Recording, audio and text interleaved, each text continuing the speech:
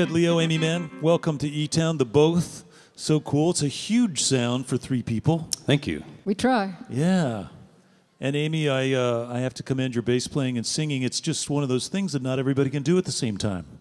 Well, it's what I started on, so Yeah. I you know, after decades, you get used to... You find your groove. Yeah, having two different things go on in your mind. Yeah. It's a big sound. And Ted, I don't know how you make all those sounds, but it's great. I'm going to take some lessons. It's awesome.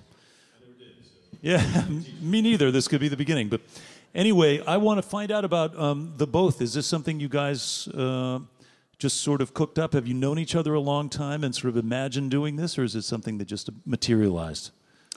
We'd known each other for a while. The idea of performing in a band together is only a few years old. We'd known each other for a while, but we'd only really toured together for the first time in like 2012, and it was after a month of being on the road together, we got a little more inside each other's heads musically and thought, We started cross-pollinating our sets, where I'd have Ted sing it. There was a song that on my most recent record that was a duet, so I had him come out, and then there was a song that he was playing that I really wanted to play bass on. So we just started like playing together over the course of this tour. And what about the writing? Did you write together in real time, or did you send each other snippets, or how did that work? Both. I think we usually start sending each other snippets, and then as we kick it back and forth and it needs to be honed and edited, we work in real time doing that. Any shocking revelations as you send someone a snippet that you're not sure how they're going to react to? Or I'm always very not shocked, but I feel like Ted always where he takes a song next to me is always really interesting and is not remotely anything that I would have thought of doing. So to me, it's really like a fun anticipation to see what's going to come back. It's been a model that's worked in the past. These songwriting teams. This Lennon-McCartney kind of stuff like It works okay. Yeah, and it's half as much work, so it's like it's more fun. You feel like, for me, I'm like, well, I have a verse, I have part of a chorus. Give it to Ted. It's his job to finish. Right, rather than just getting depressed because you haven't finished and you have a folder full of snippets. Now you can say, yeah, it's somebody else's job. How cool.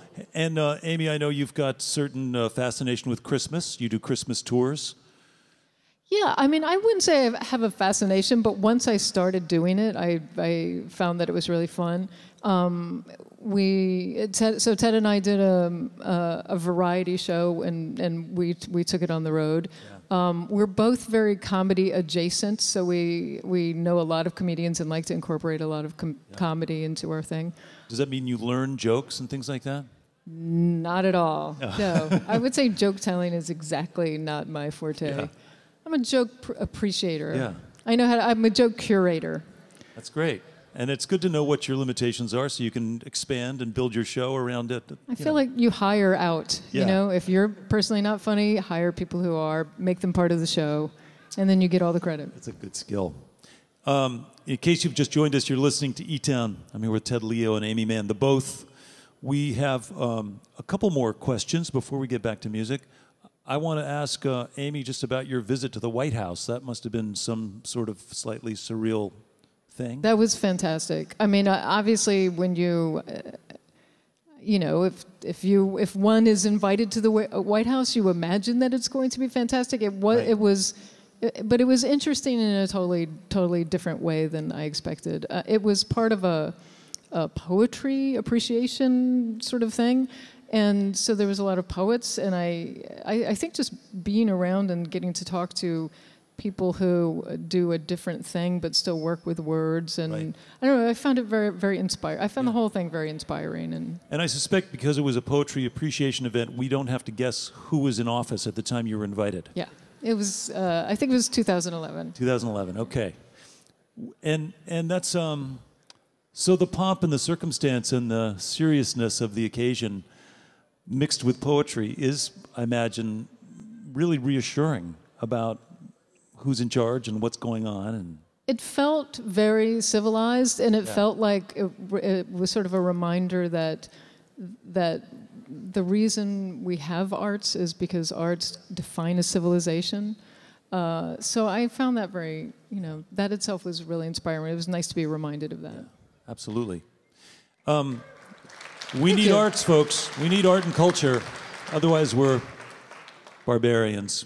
Just a bunch of animals at the trough. Exactly. Well, we're at the trough in one way or another here at the Natural Products Expo. There's an enormous feed bag over there if people get to graze. Wow. And Ted, I know that you are probably, not uniquely, but especially attuned to some of the product lines that are represented here, being a vegan punk rocker. I am.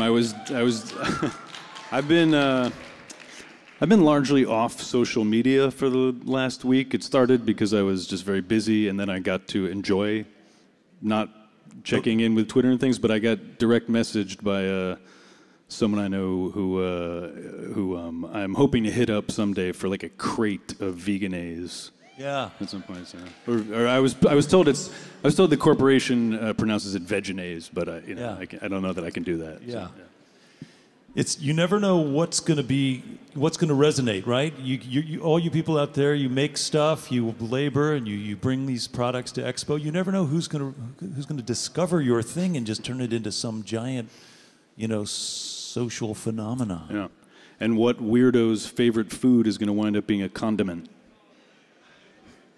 That's the mystery. That's the gamble. These people are all gamblers here.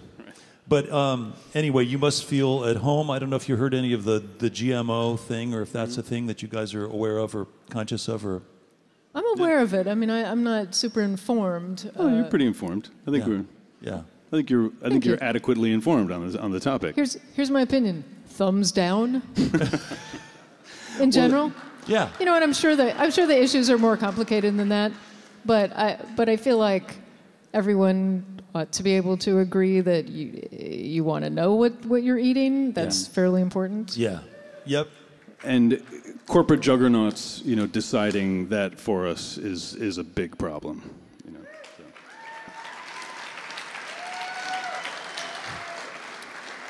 Are these? We're sort of spouting platitudes here. Is that okay? We're just letting it all. We're all in agreement. Well, the point is, though, folks, we have to carry this conversation to people out beyond this room. So I know that's part of what Gary is involved with and what this event is about. I love the fact that we all agree about this stuff. And partly we agree because it's just incredibly stupid not to agree that we need to know. We need to know what's in our food. That's just obvious. Yeah, exactly. But we can do more. We can carry the conversation a little further. And you guys are great, edgy representatives of this movement. Well, thank you. We like it. Thank you for calling me edgy. We're going to get back to some more music. Any other things that you're up to that I don't know about that we want to promote and celebrate? We are, after all, on many, many radio stations. Lots of people are going to hear us. Oh, if only we had prepared something. Yeah, we have a few shows throughout the spring. So I would just say, Ted Leo, Aimee Mann. You can find them online. Yeah. And away you go. Yeah, exactly. Okay, great. Well, I highly recommend the show. Thanks so much for coming. It's great to hear the trio. Thanks for having us. Yeah. Let's get back to music. Welcome back, The Both.